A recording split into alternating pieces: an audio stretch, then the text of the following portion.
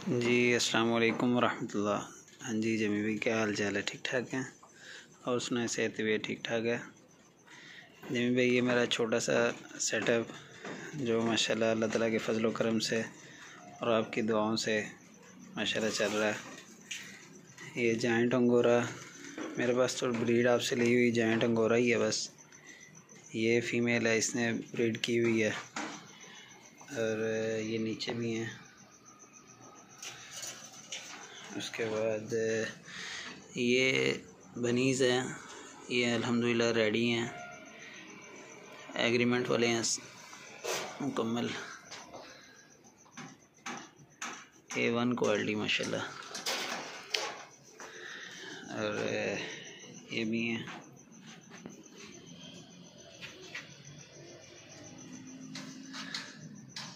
ये कलर में फ़ीमेल है, ये भी अल्हम्दुलिल्लाह ब्रीड करने वाली है। ये अभी तकरीबन 4-5 दिन तक इंशाल्लाह ब्रीड कर देगी। ये नीचे बच्चे हैं कुछ, इनके भी एज कम है। एक ये मेल है जाइंट अंगोरा का।